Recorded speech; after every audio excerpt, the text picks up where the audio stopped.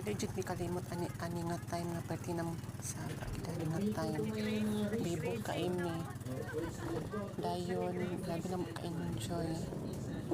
Kay pwede na mong daghana ani din ang sakayan 5 ka buok. Murag 5 gid mi ka batch ani kay karon lang gid siya nitabo nga pagkabalik na ko ani nga lugar. Kaning nakauban ko ani nga kaning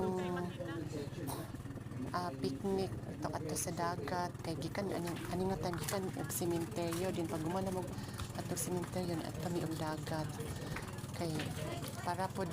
ang uban gusto man maligo din nagbaon na lang sad mi og pagkaon ani nga higayon na grabe gid mi kasaba dinhi og sus matagusan na mo daghan kay nang video ani and then ambot gid masay masabtan ang musay bation dito nga enjoy din lingaw kaayo bibo kay tungod sa inyong kadaghan basta ambot na lang gyud gisabayan ang kalipay nga gibati samtang naglantaw sa ubang mga kauban namo nga sa mga pikas nga sakayan bibo gyud kay ani gyud pwede gid namo pagkasabaa banak ayo nang ikatawa din ako po focus lang pud ko ani samtang nagkuha og video kay kani nga time hapit na sa may moabot ani sa dagat dito sa beach na mga adtuan mura gini siya nga moment pod nga na-experience na ko sa mga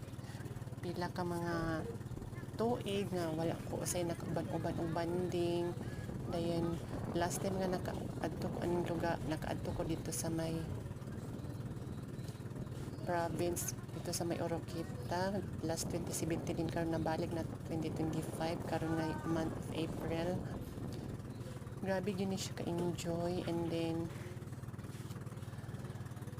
basta bongga jud kaayo murag wa gyud mi pahuli ani nga higayon na kay gikan sa primerong adlaw or sa first day na mo nga pag-abot aning Misamex Occidental murag gilubos-lubos na sad namong among mga time nga mugala mi inana magina usay pag natay gaming budget kinahanglan po ta mag-spend og time kaabot atong mga higala or family relatives mga kinsay mga tao nga mga suod sa mga duol sa tong kinabuhi o sa tong dugahan so kani siya nga sasama ni nga video nga karon among gikuha aning dinhi sa may dagat samtang nasakay kami aning pambot